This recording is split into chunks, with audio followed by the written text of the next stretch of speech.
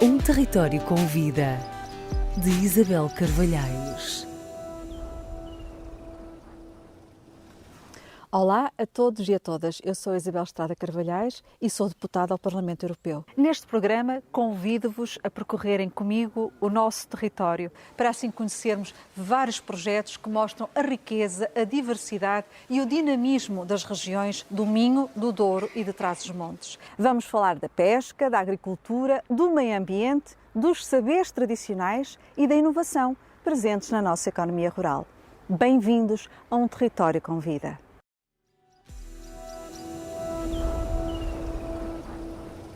Olá a todas e a todos, sejam muito bem-vindos a mais este Território com Vida.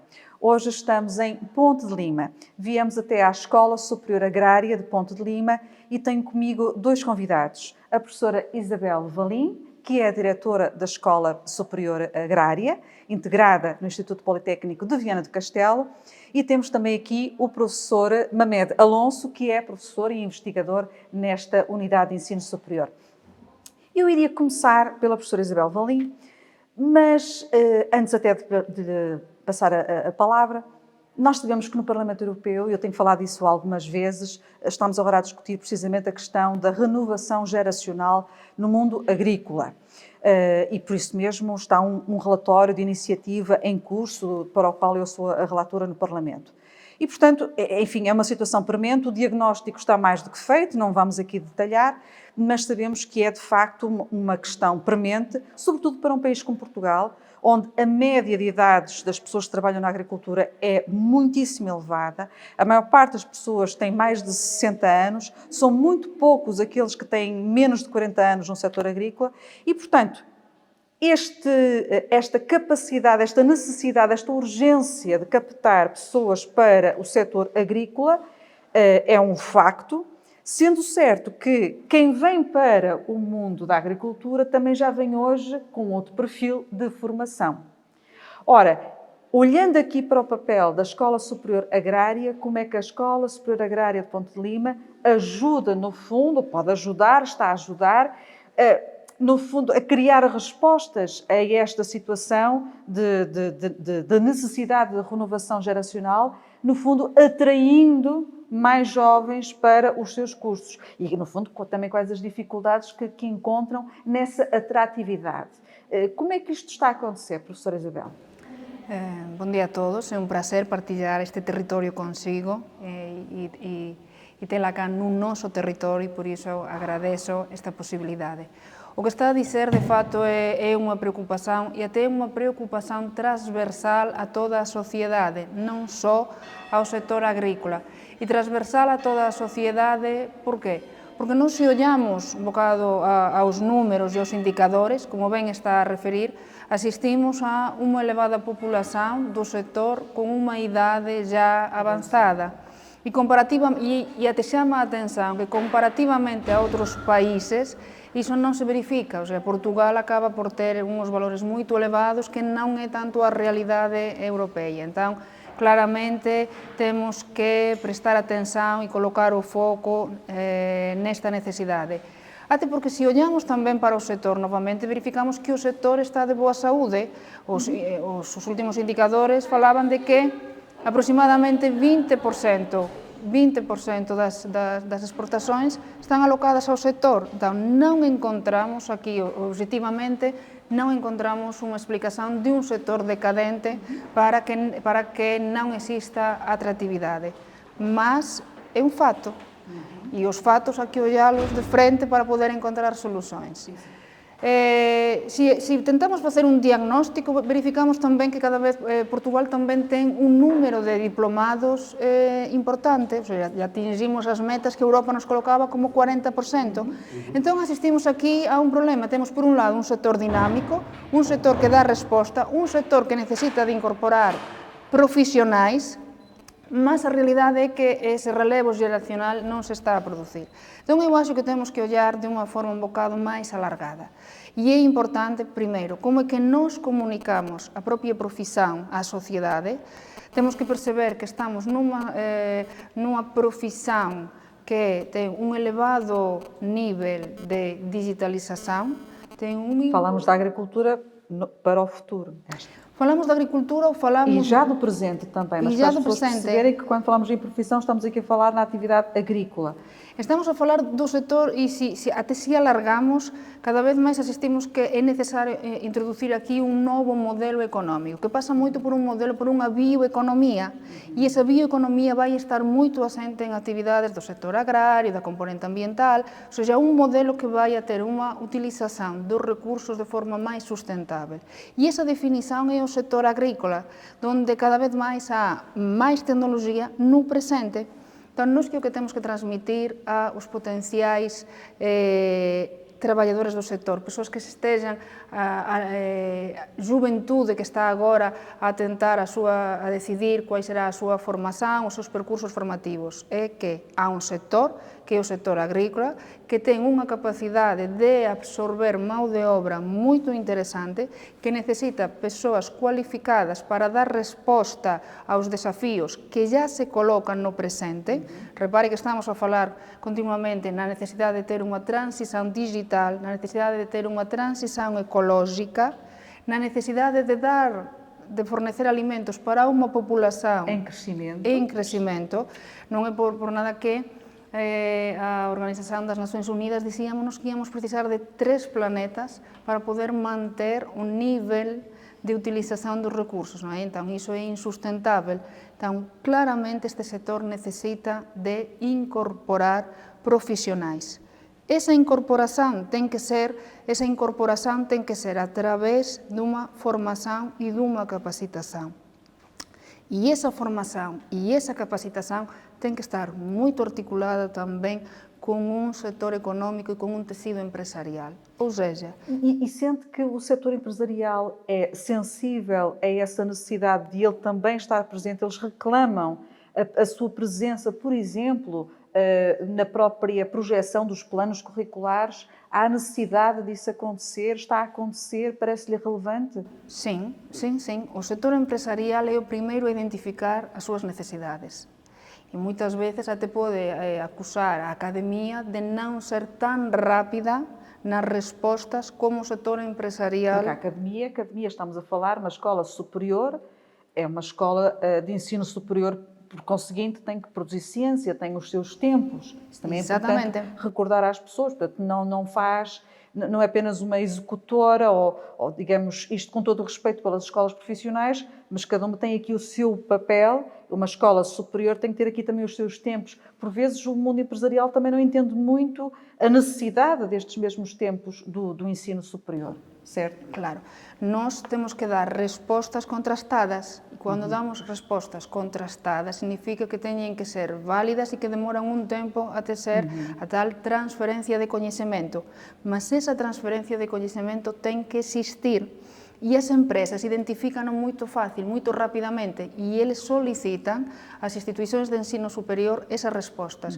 E procúranos, por iso, respondendo a súa pregunta de se somos procurados para as empresas, somos. E cada vez máis tamén as institucións de ensino superior incorporan na elaboración dos seus propios planos de estudo eses inquéritos ao sector. O que quero dizer é que a oferta formativa non é delineada de forma unilateral pelas institucións de ensino superior, antes pelo contrario, é feita unha escutación ás empresas onde identifican un conjunto de aspectos que gostarían de ver desenvolvidos e depois esa realidade é incorporada nos planos. E essa articulação entre o mundo empresarial e o ensino superior, nesta área em concreto que estamos a falar, dos sistemas ambientais, agrícolas e alimentares, isso é fundamental. Iso é fundamental porque nós temos que voltamos a bater no mesmo asunto. Se nós estamos a solicitar que a transición digital e ecológica seja realizada até para dar resposta a un plano como estamos agora en pleno PEPAC, sabe, un tema moito controverso, o PEPAC ten que ser agora, é o novo cuadro, son os novos cuadros de apoio e non pode ser simplesmente feito de forma unilateral pelo sector agrícola, ten que estar acompañado tamén por unha transferencia de coñecemento e por un acompañamento das institucións de ensino superior. Entón, a articulación ten que ser completa. Quando se está a pedir para introducir até os Big Data, para introducir todo o que é o processamento da sensorização, tudo iso tem que estar articulado, porque o problema, quando falamos desta agricultura, que já é presente, não é a aquisição da tecnologia. É a transferência, é Exatamente. criar escala territorial. E criar sair do coñecemento laboratório. e facer a tradução desses dados para uma realidade, porque o Big Data já está na agricultura em plenitude. Agora, mudando aqui antes de passar a palavra ao professor Alonso, porque nós há pouco, antes de iniciarmos a nossa entrevista, falávamos um pouquinho e dizia uma coisa que achei muito importante. Nós estamos aqui naquele que é, no fundo, um dos grandes polos de desenvolvimento desta região. Mas isto também se faz com um custo. Como é que, e a professora Isabel comentava precisamente que ainda é possível fazer-se muito mais, mas para se fazer muito mais, para conseguirem dar ainda mais resposta, há a necessidade aqui também de responderem, de sentirem que são respondidas algumas das vossas maiores dificuldades, por exemplo, as questões de mobilidade, de que nos falava. Sim, e agradeço que me dê a oportunidade de falar, porque nós estamos numa escola superior agrária que ten unha tipoloxía propia, encontramos num espacio fantástico, é un mosteiro do século XII recuperado do século XV, ou seja, já con unha tradición histórica moito importante que nos enorgullece, porque nós conseguimos manter este patrimonio e conseguimos ter un uso e eficiente na nosa formación, e neste momento a Escola Superior Agraria ten un número que ultrapasa os 650 alumnos. Somos un motor de desenvolvimento.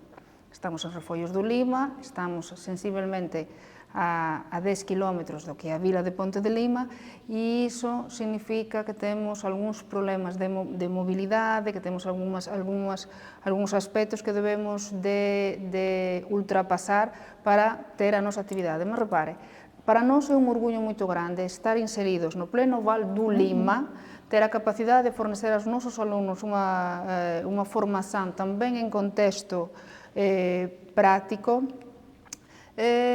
un bocado afastado dos grandes núcleos urbanos, e acho que iso debe, se nós falamos nun sector que asenta moito no desenvolvimento rural, nos temos que pensar cada vez máis que as competencias, as capacidades pasan por capacitar o territorio, e para capacitar o territorio e as persoas que habitan no territorio, temos que dar condicións para que iso se produza.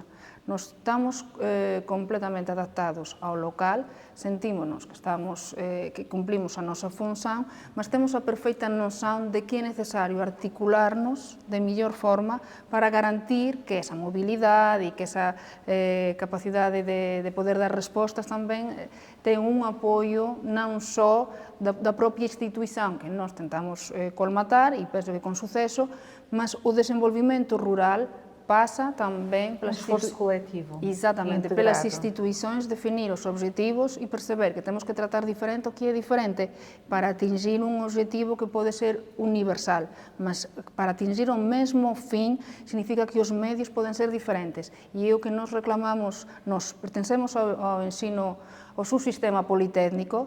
É importante destacar que o subsistema politécnico teve unha forte importancia, ou seja, foi moito importante para aumentar o nivel de diplomados superiores en Portugal. Em Portugal, é verdade. Estamos já com um nível muito elevado, mas que é necessário que estas escolas, que foram criadas sensivelmente há menos de 50 anos, ainda necessitam de algum apoio para chegar a um nível de maturidade que algumas universidades já atingiram. Lá chegarão, mas temos que pensar que ainda estamos numa fase de crescimento para a qual é necessário alguma atenção. E ainda com grande potencial de desenvolvimento. E ainda com um grande potencial de desenvolvimento, porque os nosos números que nos teñen vindo a dizer é que cada ano somos máis procurados. Mas isto non é un contrasenso co que falábamos inicialmente da atractividade. Somos máis procurados por alumnos porque depois acaban por ter un forte implementación no mercado. Mas temos que facer un esforzo aínda maior para poder transmitir a importancia das actividades que estes profissionais vão vir a desenvolver na sociedade atual. E esta é uma questão muito importante e é com ela que eu faço a transição para o professor Mamed Alonso, porque falámos aqui na atratividade destes cursos, que são aqui oferecidos na Escola Superior Agrária, porque tem a ver, no fundo, com profissões, não apenas as profissões do futuro, mas profissões já de hoje. E muitas delas estão relacionadas, por exemplo, com a necessidade de apostarmos mais na economia circular e na bioeconomia. Eu sei que o professor tem estado envolvido numa série de projetos, alguns apresentou-nos esta manhã, extremamente interessantes, e um deles tem precisamente a ver com algo fundamental para a construção deste novo paradigma da economia circular, que prende-se com a reutilização e, no fundo, a valorização económica dos resíduos em contexto agrícola. Por exemplo, estou a pensar na biomassa, muitas vezes é um problema, é uma dor de cabeça para as câmaras municipais, é uma dor de cabeça para os proprietários agroflorestais, pequenos proprietários, na sua maioria aqui na região em que nos encontramos. Mas há formas de desenvolver ideias fazíveis, práticas, para não só solucionar esse problema, mas gerar riqueza. Fala-nos um pouco desses projetos da economia circular e como é que eles podem trazer ganhos para o pequeno agricultor, para as câmaras municipais, para outras entidades envolvidas, como é que, no fundo, eles ajudam a melhorar o nosso território e a combater muitas daquelas que têm sido apontadas como as dificuldades do nosso mundo rural, não é? No caso da gestão florestal. Muito bem. Obviamente também começar por agradecer o convite, é um enorme gosto e honra poder participar aqui e de alguma forma também dar o nosso contributo para estas questões que consideramos muito importantes. Um pouco aquilo que dizia a minha colega, a professora Isabel Valim, efetivamente nós preocupamos-nos com setores agroflorestais, alimentares, agroindustriais, mas tudo isto acontece num território, né? Acontece num território que é um território marcadamente e com uma matriz rural, marcadamente rural. Independentemente depois das vivências dos agentes serem urbanas, o facto é que a matriz ainda é de uma forte identidade rural. E estes territórios debatem-se com problemas gravíssimos. Enfim, alguns também temos estudado muito aqui na escola, eu e outros colegas, que são questões ligadas a desafios de adaptação às alterações climáticas, por exemplo, ou questões de digitalização, como referia a minha colega muito bem, do desenvolvimento da sensorização, da agricultura de precisão, ou seja, temáticas que efetivamente um conjunto aqui de colegas, enfim, a professora Cláudia Paredes, a professora Sânia Mendes, outros colegas que efetivamente têm tratado também de uma forma crescente e parece muito correta e que têm dado contributos para a região e não só a nível nacional E internacional. Internacional, parece. Obviamente, neste quadro de desafios, há um desafio que é de tentarmos manter a viabilidade das atividades, ou seja, as atividades no setor e os agentes e as atividades socioeconómicas têm que valer por si. Um pouco comentávamos, do qual obviamente concordo. Tem que haver uma viabilidade social e económica destes espaços. E passa muito por sermos capazes não só de garantir a continuidade e a perenidade das atividades que já acontecem, e estaria a falar das atividades produtivas, de encontrar novos serviços que também podem ser valorizados e pagos, e serviços de ecossistema também são tratados, mas também de transformar problemas em vantagens. Em vantagens. E aí tem havido um conjunto de atividades e de colegas da casa, enfim, que têm vindo a trabalhar no desenvolvimento de forma muito marcada e interessante no desenvolvimento de processos de tratamento e valorização de resíduos e subprodutos e implementos. Já agora, dos resíduos e subprodutos, falava-me há pouco dos resíduos das podas na altura das vindimas. Sim. Aqui um conjunto de colegas... Não necessariamente das vindimas, mas das Da podas, vinha, precisamente. pomares, kiwi, aliás, de outro tipo de cultura. Que é um dos desafios. O que é que se faz depois com aquela biomassa? Há aqui um trabalho extraordinário, na minha opinião, enfim, vou falar isto com certo afastamento, que foi feito por colegas meus, a professora Ana Cristina Rodrigues, o professor Lionel, a professora Ana Ferraz, a professora Isabel Afonso, e destacaria aqui muitos outros, a professora Sofia Rodrigues, um conjunto de colegas, a professora Ana Guedes, um conjunto de colegas que efetivamente fazem um trabalho extraordinário à escala laboratorial de melhoria de processos. Que permitem fazer um melhor tratamento e uma melhor valorização. Esta melhoria de processo tem que ser transferida gradualmente para a escala territorial. Como é que isso se faz? há várias formas de o fazer. Aquela que nós mais, de alguma forma, defendemos e praticamos tem a ver com a transformação destes dados técnicos e científicos que são trabalhados à escala do piloto e do processo em dados suportados em soluções territoriais à base de informação geográfica. Ou seja, temos tido alguns projetos, nomeadamente destacava aqui o mais recente, até pela dimensão e pelo facto de estar em curso, que é o projeto TEC, que é um projeto do Instituto, onde numa das linhas de ambiente coordenada por mim e pela minha colega, a professora Ana Cristina, onde efetivamente a primeira linha é a linha de tratamento de processos, enfim, onde é que há aqui todo um trabalho, e gradualmente nós também, na linha 2 que eu coordeno, o que fazemos é georreferenciar e geocodificar, utilizando os sistemas de informação geográfica, todo um conjunto de dados de agentes económicos, por exemplo, da atividade económica do distrito de Viana,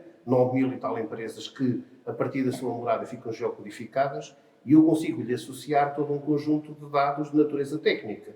Qual é a sua atividade económica, que tipo de produtos e resíduos potencialmente podem produzir, que tipo de tratamentos que vêm das soluções, obviamente, usadas pelos colegas, e o que nós tentamos encontrar é onde estão esses recursos, olhando na sua perspectiva, subprodutos, podemos olhar para eles também como recursos, onde, que tipo de produtos é que podem daqui resultar, e obviamente tentar encontrar a distribuição, a sua possível explorabilidade, ou seja, a sua viabilidade de exploração, e localizar e dimensionar unidades que possam vir a transformar este problema em vantagens de natureza económica, nomeadamente ou na viabilização de unidades que já existem, ou até no limite, no aparecimento e na facilidade de analisar a possibilidade de aparecerem novos agentes que transformem estas questões efetivamente em novas economias.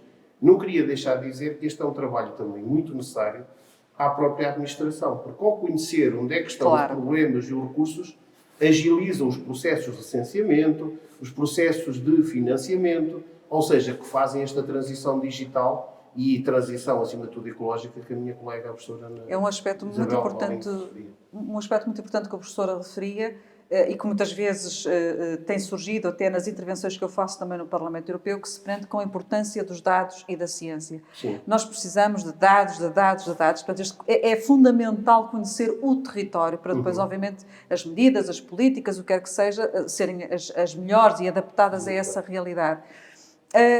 Isto, obviamente, depois quem nos ouve também perguntará, mas haverá entidades privadas? Isto interessa a quem? A criação, por exemplo, de unidades para a utilização destes resíduos para gerar energia? Enfim, isto tem potencialidade. Nós não estamos aqui a falar de coisas muito interessantes do ponto de vista académico, sem dúvida, mas que têm um potencial económico muito grande. Enfim, é esse o sentimento que temos, a vários níveis.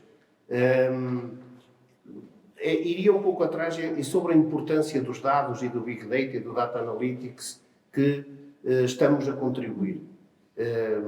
Nós falamos muito recorrentemente em cidades inteligentes, mas também podemos ter e devemos ter áreas rurais inteligentes. E estamos a contribuir... As Smart Villages. Estamos a contribuir para Smart Rural Area, Smart Village. Ou seja, é esse o nosso desígnio, ou é um dos desígnios que queremos e devemos apostar.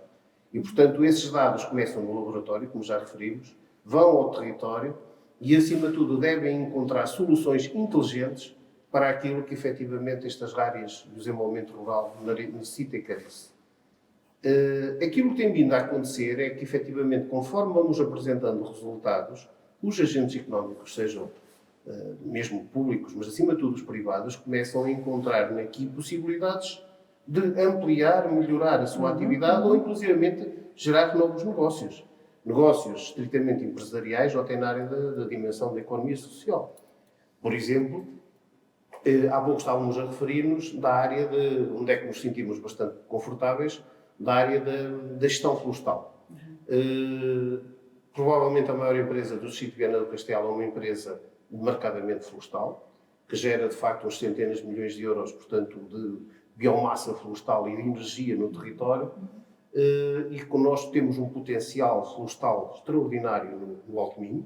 Eu acho que em Portugal, mas agora estamos a falar da nossa região, aqui desta região, e interessa conhecer onde é que está esse potencial, explorá-lo, onde é que está a biomassa disponível, como é que nós podemos recolher, como é que nós podemos criar uma cadeia logística de pontos de localização dessa mesma biomassa que organiza um pouco toda a cadeia de transporte e de valorização desses resíduos. Pode ser uma valorização através do papel ou através da energia, de pellets, etc. Estamos precisamente nesse projeto que referíamos, que é o projeto TEC, a tentar encontrar os locais estrategicamente distribuídos no território, que tenham uma dimensão e uma localização que permita agilizar e operacionalizar redes de recolha, tratamento e valorização da biomassa florestal.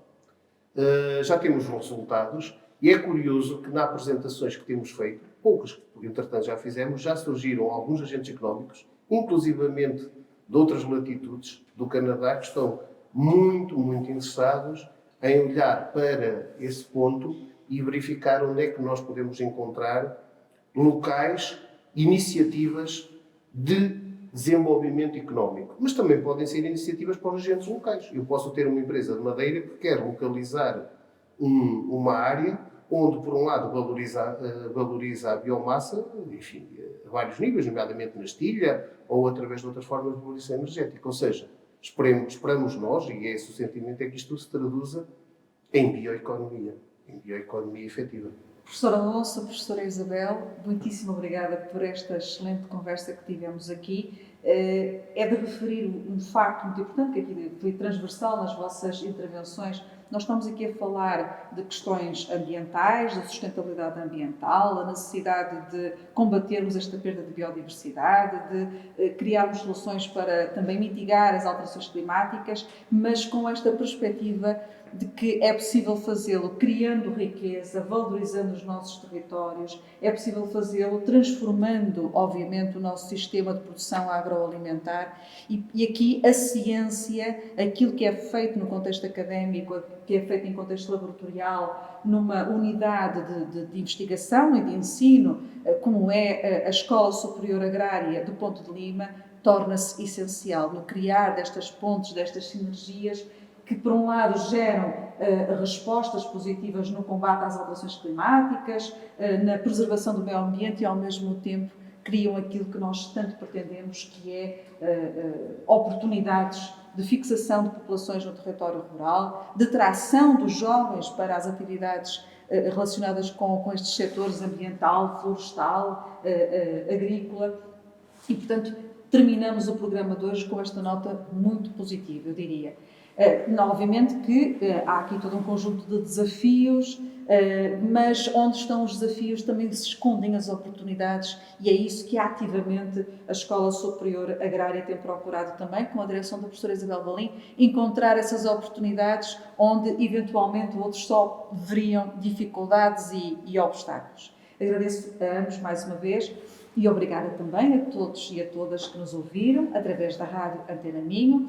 Mais tarde, como sabem, podem também assistir ao podcast através das nossas redes sociais e não se esqueçam, na segunda semana do próximo mês nós vamos voltar a encontrar-nos aqui para conhecermos mais projetos do nosso território com vida. Espero poder voltar a ter a vossa companhia. Até breve.